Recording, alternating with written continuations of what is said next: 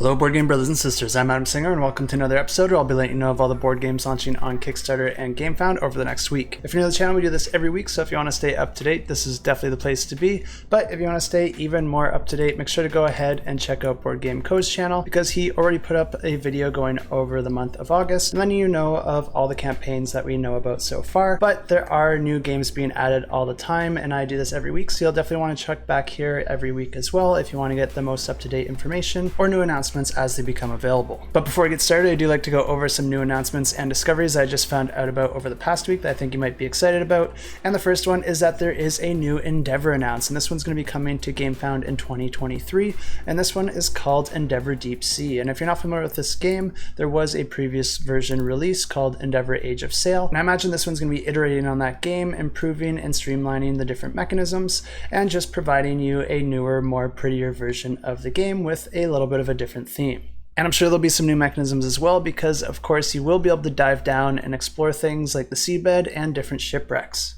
And next we have a new addition being added to the Destinies series, and this one's called Destinies Witchwood, and it looks like this one's going to be going down more of a horror path with a theme, where players are going to have to go up against ancient magics as they explore a woodland labyrinth. The previous Destinies did rely heavily on an app in order to play, and I imagine this one's going to be no different, and the game makes use of the app really well, completely changing the story depending on the decisions and outcomes of different events, creating a different story depending on how well the players perform. And this one's going to be coming really soon this fall. And that's all I have for new discoveries. So let's check out the Kickstarters. And the first one we have launches on August 8th, and this one's called Amygdala, and this plays 2 to 4 players, takes about 60 to 90 minutes to play. But this is a campaign that I did cover in the past, and I did a pretty dang good job of it, so I'll just go ahead and roll that footage for you now. This one has two very established designers. The first one being Michael Kiesling, who you might know as the creator of the Azul series. And then we have Wolfgang Kramer that has also created a ton of excellent games, with his highest ranked game being El Grande. And just like Azul, this one is an abstract strategy game, and the theme for this one is that players are going to be moving around different thoughts and feelings as players try to compete for control for the different emotions within the part of your brain known as the amygdala. And the main board does represent the amygdala, and these 7 locations on the board represent 7 different emotions.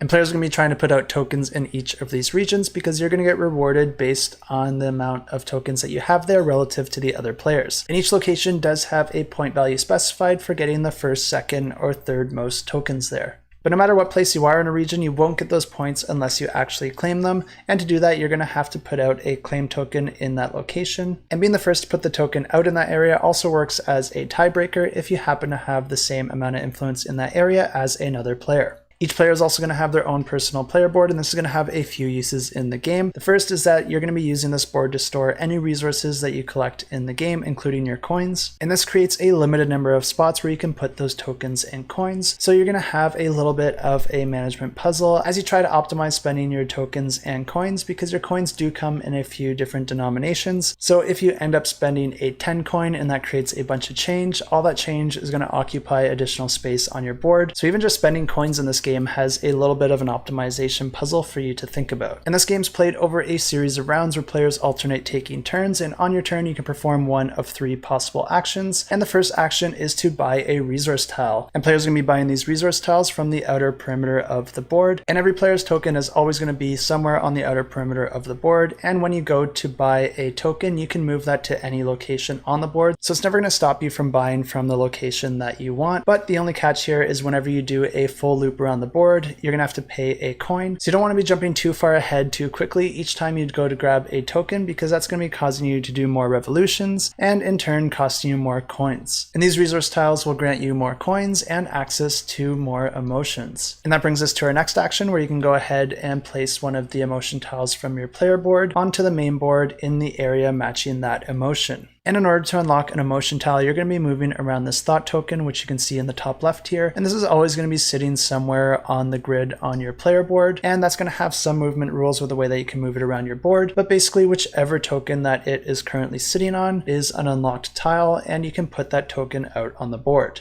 And if you are doing this action, it also does allow you to move that thought token following the movement rules. And when you go to put one of these tokens out on the main board, you're going to have to follow another set of placement rules. Mostly this just means that you have to put it in the location matching that emotion, and it has to be adjacent to a tile already placed there, unless you haven't placed one there yet, and in that case it just goes to the centermost point of that specific location. But at the center of the board as a whole, we have a special emotion because this one is happiness. This is the hardest place to put your tokens, but it also rewards the most points if you're able to do so. But another catch with the happiness tokens is they do act as a sort of wild token that you can put in any other location on the board. So you are going to be incentivized to put these tiles in other locations, so you're going to have to juggle those opportunities as they come. And the final action you can choose to do is to place one of these triangular claim tokens. And there's going to be one for each emotion type, and you just place that in the specific location, taking up one of your turns to do this, but it is important because it enables you to actually score your points there. And yes, this means if you do have the most tokens at a location, but you don't put a claim token there, you're not going to be able to score those points. But the one nice thing about this is that this doesn't move the other players up in the ranking. Second place at that location still remains second place. The game also has some free actions that you can perform on your turn, which is essentially just converting different resources and coins to other resources or coins. And the end of the game is triggered as soon as one player has 5 or less emotion tiles left on their personal player board. And then you're just going to add up all the points at each location and gaining 1 point for each 3 coins that you have left over. And the player with the most victory points at the end of the game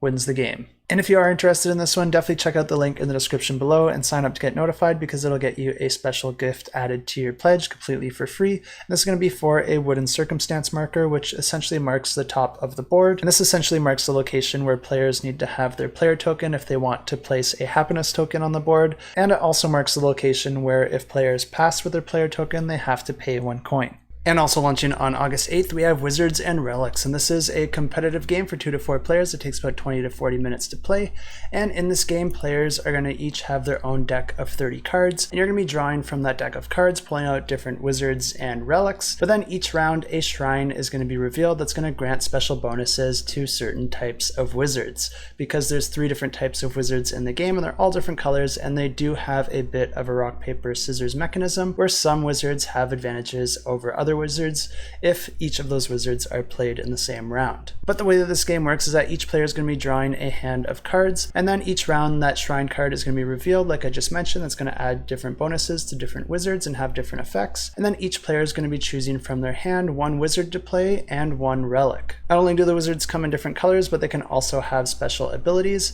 and they also have a power value on them as well. And the relic card works a little bit differently because it's going to be used to augment your wizard, and it might add other abilities or add additional power to your wizard. Because the goal of each round is to be the player that's able to get the highest power value overall after everything is considered. And the way that the power is calculated is that each player is going to be simultaneously revealing their wizard, starting with the power value that is indicated on that wizard card, and then you're going to apply any abilities, get any bonuses from the shrine card that was revealed for that round if they apply to your wizard, and then you're going to be revealing your relic, getting any bonuses added from that, and if the color of your wizard has an advantage to another card that was played, then you're going to get 1 additional power for that. And the first player to win a certain number of rounds, depending on player count, wins the game. And of course, you can find links to all these campaigns in the description below. And the next campaign we have is launching on August 9th, and this one's called Project Ironwood. And I'm just going to go ahead and let you know that this one is my pick of the week. And no, this one is not a board game. Instead, it's a board game table. But it's at the cost of a board game, which I'm not proud to say that I have bought several board games over $400. But now you can buy a board game table under $400. And it might sound a little bit unbelievable to get a table at that price, but this is coming from a company that I have a lot of faith in, and that's Cloud Puncher Games. And if you haven't heard of them, they've created all sorts of gadgets and furniture tailored to board games in the past, and they've all been really excellent. The shelf behind me was actually made by them as well. And if you're wondering, I really love that shelf. It's done nothing but impress me. It's made from really great materials and has a really great design as well. And it just allows me to store my games the way that I want to store them. There's all sorts of other little designs that they have on their website, and the Project Ironwood is just the most recent of those designs. The $399 option will get you the base table, but there are options to extend it, and there's also options for convertible toppers and different accessories from as low as $10. And I'm a big fan of minimalist design. A lot of board game tables look like board game tables, which is fine if you're putting it in your game room, but if you're going to be having this in your dining room or in your kitchen or anywhere else in your house, it's kind of nice for it to just look like a table, so at least we can keep our geekiness a little hidden. But I really love the project and I really like what they've done in the past, and I really like the company, and I have talked to Dan on several occasions and he's a really great guy. So this one is without a doubt the one that I'm most excited about. If this one sounds interesting to you, make sure to go ahead and click that notify me button, and I'm sure there'll be a lot more to be excited about once the campaign launches. And another exciting campaign we have launching on the 9th is for a reprint of Dead Reckoning and the brand new Letters of Marque expansion.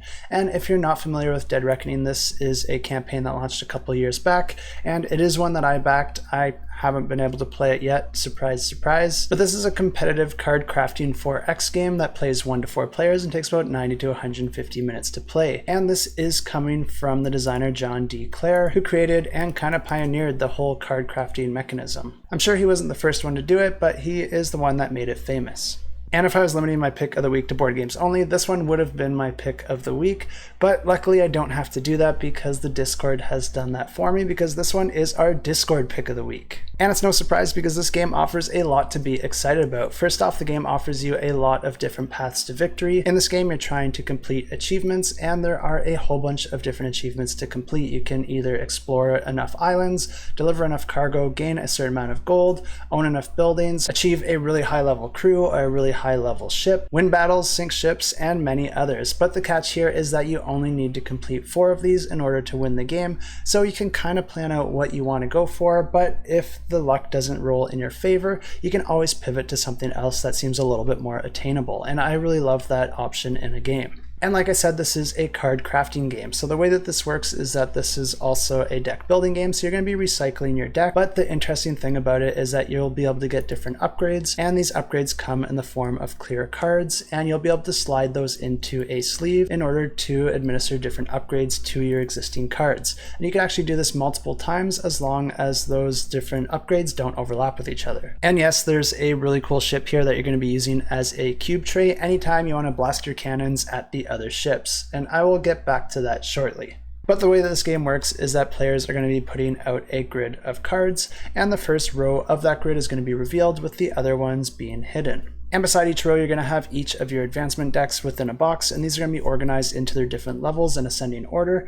And as you advance throughout the game, you're going to gain access to more and more advanced upgrade cards. Each player also has their own upgradable ship and ship token that they'll be using to track their progress out on the board and track their progress upgrading their ship. And you'll be able to do different things like add additional sails in order to move faster, add additional cannons in order to have more attack power, and of course upgrade your crew for all sorts of different benefits. But the game's played over a series of rounds until a player is able to complete 4 of those different achievements. And there's going to be 2 phases that players are going through. The first phase is the main phase, and this is where players can take as many actions as they want or are able. And you'll be able to do all sorts of different things like load and unload cargo and coins to and from your ship and your current location. Or you can also rearrange the cargo and coins on your ship, or even jettison it into the sea if you think someone might be trying to steal it from you. One of your more limited actions is your movement action, because you'll only be able to move as many spaces as sails that you have on your ship, but you can split this up however you want and perform actions before, during, or after your movements. And the different locations might have some different options for you. For example, if you visit a location with an advancement card, then you'll have the option to purchase that card. Or if you visit a location with another ship, that might result in an encounter depending on if you or the other ship is aggressive. And of course, you'll also be able to play the cards from your hand in order to perform different abilities and get different bonuses to do things like gain control of the different islands, generate resources, construct buildings, or upgrade your ship and crew. And the battles in this game can happen in a variety of different ways. You can battle against other players, NPC merchant ships, or even against the players' buildings. And during the battle, players will be able to play battle cards in order to get different abilities or upgrades that can help them against their opponent. But the main portion here is that you're going to be gathering up as many cubes as you have cannons, and you're going to be dropping them into the cube tray. And you're going to be resolving those cubes depending on where they fall in the cube tray, and these can do different things like grant you different resources, inflict damage on your opponent, or earn you crowns, which is what you want to be able to win the battle. Which is a really neat mechanism because you could actually take more damage than the other ship, but still win the battle, which I think is really cool. But what else is really cool is that there's actually a spot on the cube tray that's called the exploding cube, and if your cube lands on that, you're going to pick it up as well as another cube of the same color and then drop it back into the tray. So this creates a sort of chaining event where that can happen repeatedly, allowing you to get more and more cubes into battle and just adding more excitement to the game. And after all the actions are taken, we move into the cleanup phase where players will manage the board, decide if they want to be in pirate or merchant mode for the next round, and then they'll also be able to sleeve any of the advancements that they've collected, and they'll be discarding their hand and drawing back up to their hand limit.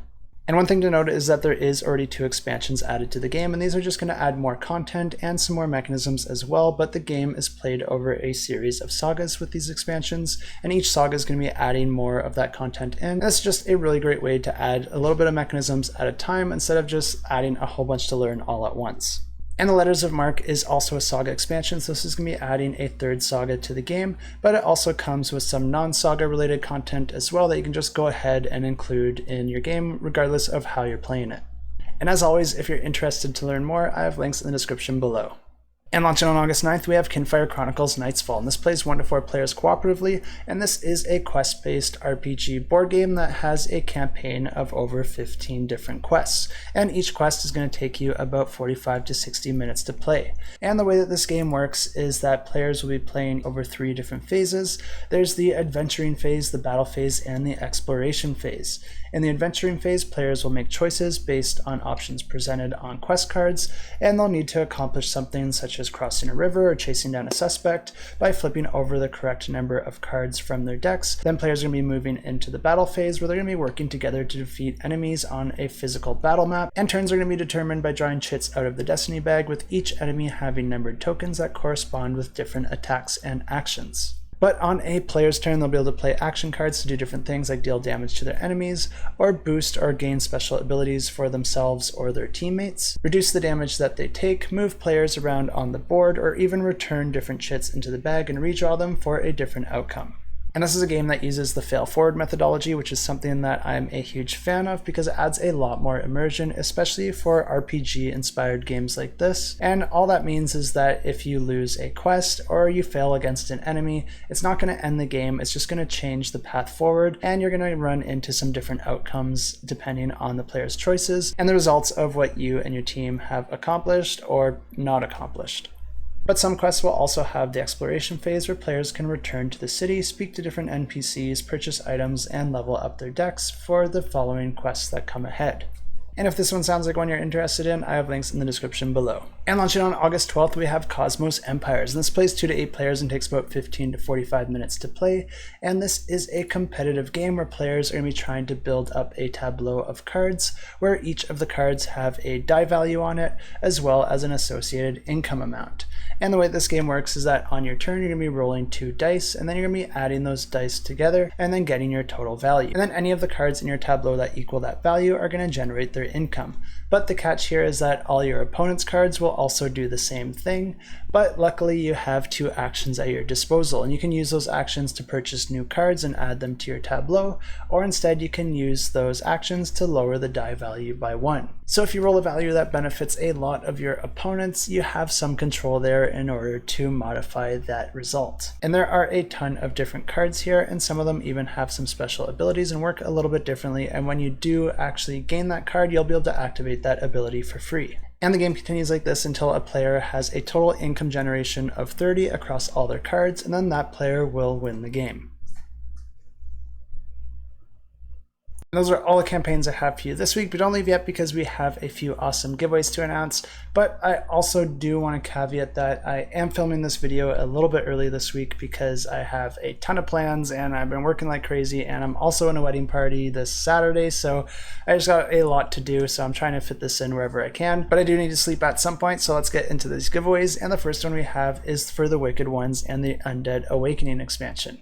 And this one is actually an RPG, so if you love RPGs or if you're interested in them and want to try them out for yourself, this is a great one to jump into because this one is a little bit different because you'll be playing as the monsters, and in the original version of the game you're actually building out a dungeon, laying traps, and heading to the surface in order to gather resources in order to defend your dungeon against invaders. But in the new expansion it does pivot it a little bit because rather than building up a dungeon, you're going to be focused on building up your horde of the undead. And not only do these books allow you to tap into your more evil side, but they're also going to feature a ton of different artwork, and they're going to be offered in hardcover and PDF, and there'll also be a slipcase so that it looks really sharp up on your shelf. And I really want to thank the publishers here for donating such an awesome pledge, because this one's for the Tome of the Dark Binding pledge. So this is going to come with the original version of the game as well as the new expansion, and they're both going to be coming in the hardcover form with a slipcase to make this just look really nice and premium. And to enter this giveaway, just leave a comment down below with the hashtag Wicked, and leave a comment letting us know of a mildly evil idea or power or invention that you think would help make this world just a more terrible place. I think it'd be pretty dang evil if you had the power to put someone in the state of almost being able to sneeze. That's all. They don't get to sneeze. I'm pretty sure I'm not the only one who absolutely hates that. Good luck in the giveaway, but now let's go ahead and draw the winner for last week's giveaway. And this was for a pledge for NEXUS, the arena combat system. And to draw a winner, I use this fancy application here. And all these extra names down here are bonus entries for my Patreon subscribers. If you like this sort of content, you want to help out the channel, you can check out my Patreon down below. I truly appreciate it. It helps make all these efforts just a little bit more sustainable. Plus it gets you some bonus entries into these giveaways, so there's always that too. But let's go ahead and draw those comments and draw the winner. And last week I mentioned that this duck here went missing. It's back now.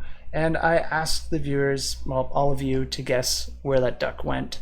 And honestly, at the time, I didn't know where it went. I just knew that my nephew took it, and I ended up finding it just somewhere else in the house. So if any of you were able to guess that a family member stole this from me, I will be granting you some bonus entries in every upcoming giveaway until you win a pledge. And for anyone that got it completely bang on, I will be giving you a larger amount of entries into these giveaways. I think I mentioned a number of entries last week, and I think it might have been 20, but I'll figure it out. And I noticed that a lot of you guessed that I sent this over to Jesse over at Quackalope, and that was a very good guess because I actually got this from Jesse. I ran into him a couple times when I was at the Origins convention, and we hung out, had a good time, and he gave me this little duck as a way to remember him. So obviously it's very dear to my heart. But let's go ahead and draw the winner. And the winner is Aaron Kropf, and this is one of our Patreon subscribers, so I'll reach out to you, Aaron, and let you know that you won yourself a pledge for NEXUS. And that's everything I have for you this week, so I really need to wrap this up and get editing so I can actually get this uploaded in time for you to actually watch it. So as always, thanks so much for watching, and until next time, keep that shelf cluttered and the table full.